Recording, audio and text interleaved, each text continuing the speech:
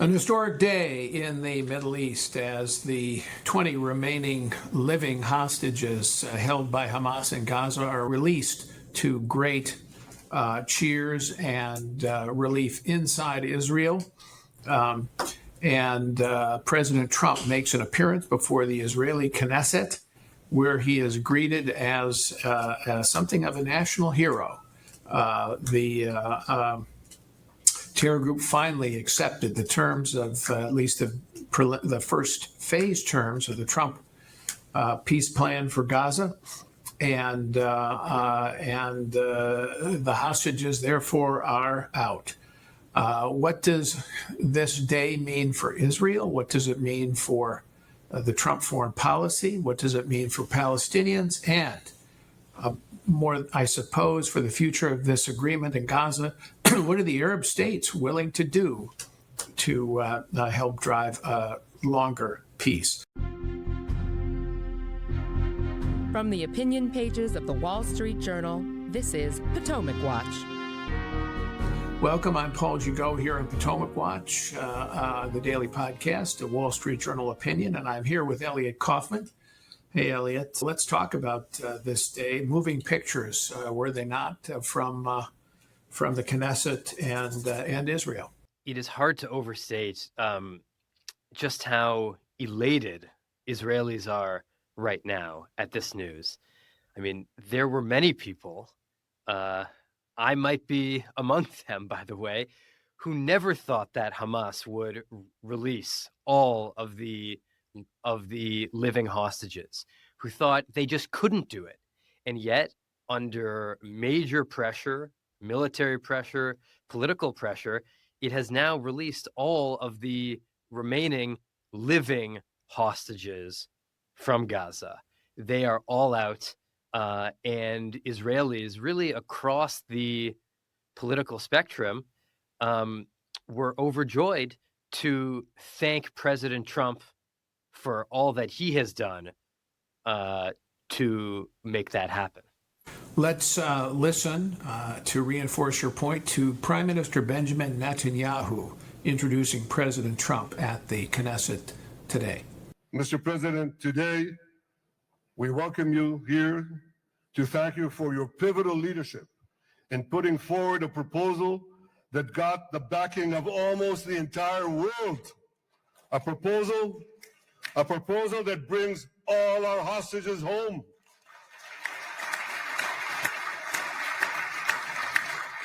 A proposal that ends the war by achieving all our objectives. A proposal that opens the door to an historic expansion of peace in our region and beyond our region. Mr. President, you are committed to this peace. I am committed to this peace. And together, Mr. President, we will achieve this peace. Elliot, the Prime Minister also said that Donald Trump was the greatest friend of Israel that they have ever had in the White House, which received thunderous applause in the Knesset. The Israelis like Donald Trump right now a lot more than they like Bibi Netanyahu, which is sometimes the case when you have somebody who is a political actor in your country as opposed to an outsider. But it is a big moment for Netanyahu. I think it's, from my own point of view, when he says we have achieved all of our objectives, I think he's fudging a bit because we still don't know if Hamas is going to be disarmed and eliminated as part of this the later phases of this peace deal. But there's no question that he prosecuted the war in a way that they prevailed and put enormous pressure on Hamas where it felt it had to give in. And President Trump did well to recognize this. He said to the Israeli Knesset, he said, "You've won." And then tried to move forward from that into speaking about, let's translate those military victories into a sort of lasting peace. And on some of that with the, new dawn for the Middle East, an entirely new Middle East, he may have gotten carried away somewhat with the rhetoric. However, I think Israelis are happy to be hopeful right now, and so are many others in the region. And if this can lead to a new wave of Abraham Accord style agreements, in addition to what's written down on paper for Gaza, that has to be executed on. And, sometimes it seems in Mr. Trump's comments, he speaks as though the peace has been achieved. I think in the Netanyahu clip that was just played, he seemed to be speaking as peace as something that will have to be achieved by implementing the terms of the deal. And I think that's critical to keep in mind. But looking forward, I mean, Israelis are very happy. They see themselves in a strong position. And while the Israeli opposition, the way it handles this is to give all the praise to Trump and none of it to Netanyahu, I think it can be fairly said that Hamas had to take this deal on inferior terms because it found itself in a weak position, crushed in Gaza, isolated in the world because of the work that the Israeli military had done in Lebanon fighting Hezbollah, and then with the U.S. in Iran itself. Let's listen to President Trump talk about others other than Israelis who helped get this deal done. And I think he's pointing in particular to the Arab countries. And let me also convey my tremendous appreciation for all of the nations of the Arab and Muslim world that came together to press Hamas to set the hostages free and to send them home. We had a lot of help. We had a lot of help from a lot of people that you wouldn't suspect. And I want to thank them very much for that. It's an incredible triumph for Israel and the world to have all of these nations working together as partners in peace. And it's pretty unusual for you to see that, but it happened in this case. This was a very unusual point in time.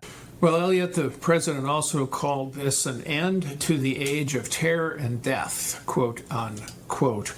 I wish that were true. I don't think it is, human nature being what it is. I think I first heard the phrase the new Middle East from the former president of Israel, Shimon Peres, when I was visiting there in 1993 in the wake of the Oslo Accords. I think it was 1993. And he was talking then about the new Middle East. Of course, the old Middle East always seems to reassert itself. And I don't want to put too much of a downer on this day because it really is historic. And it does create this enormous opportunity for people. What do you think it means, first of all, for Netanyahu's future? Is he going to survive this now, coming out of it? You heard President Trump called on the president of Israel to pardon him as part of this criminal investigations they've been undertaking about his campaign, some campaign-related gifts and things. It's obscure lawfare in my estimation, but nonetheless troublesome.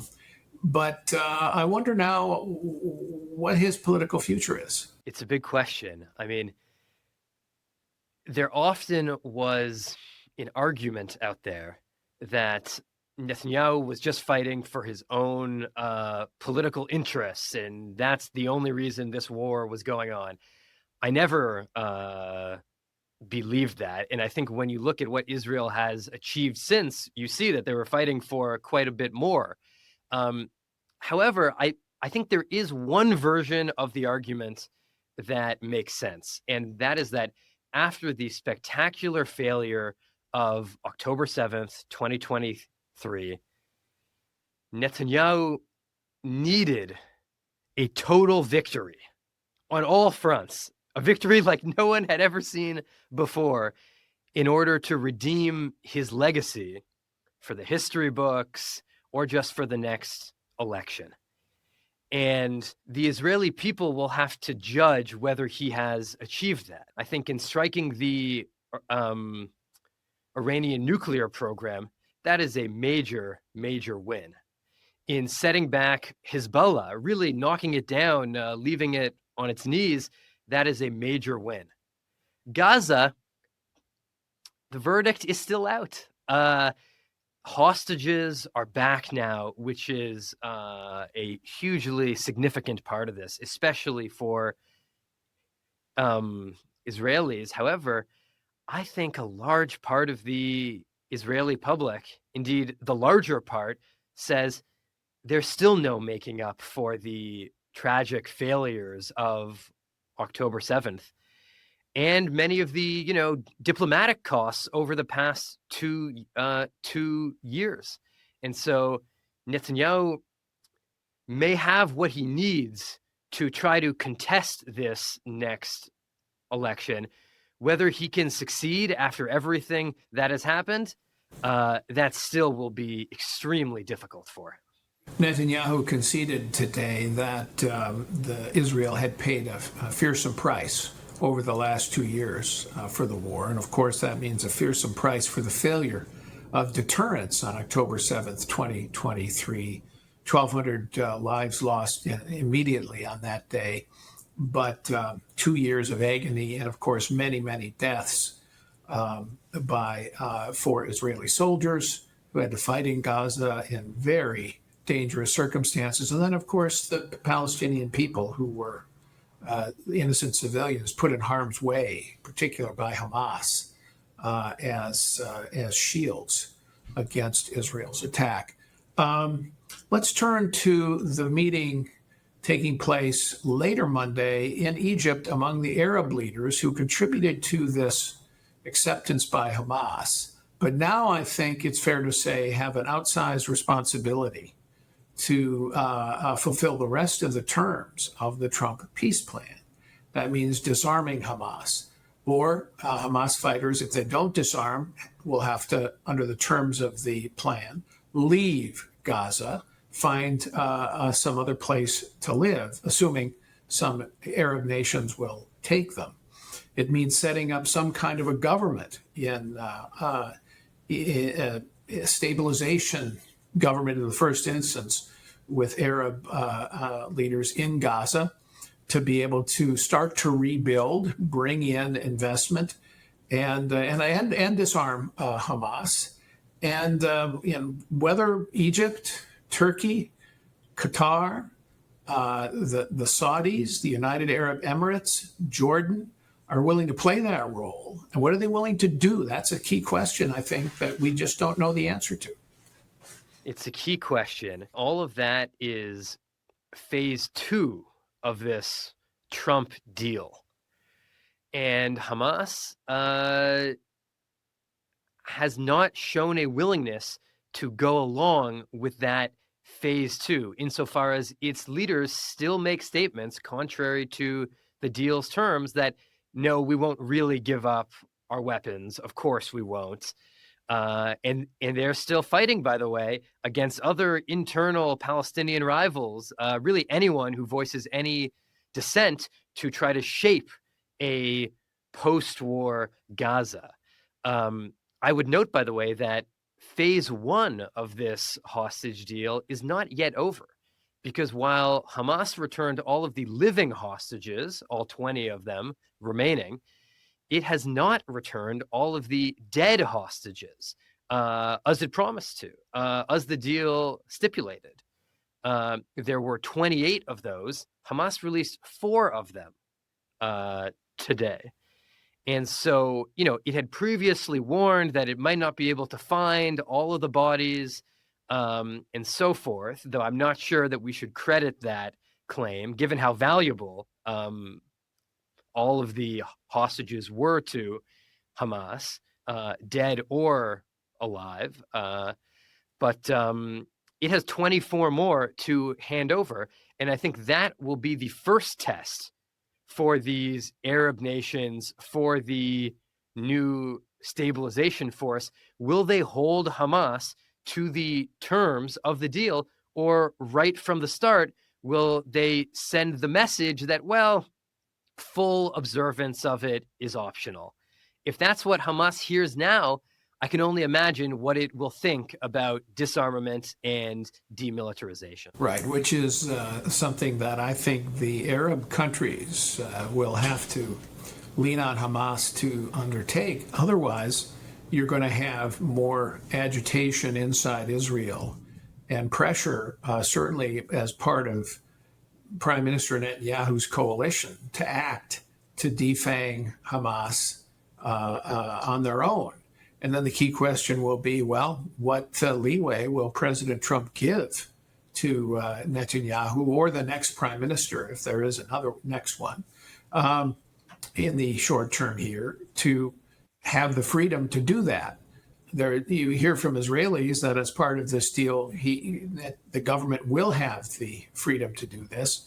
And yet the president of the United States has suggested that he has told Netanyahu that it's accept this peace, don't go back to fighting, accept this as a permanent peace. When I think we understand in the Middle East there's no such thing as a really permanent peace.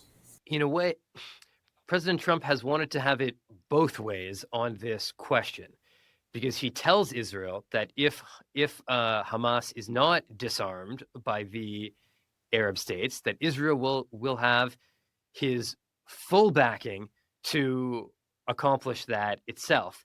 And yet, as you say, Trump says the war is over, and makes that very clear. The war's over, and we're not going back to war. Well, you can't have both of those.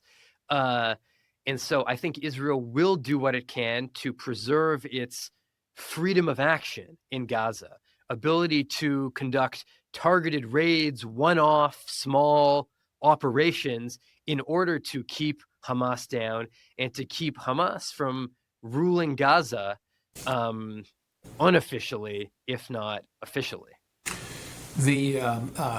One of the big risks here with Hamas is that, as you alluded to earlier, is that they simply kill anybody who dissents from their control in Gaza. That's how they pushed out the Palestinian Authority in the middle of the 2000s.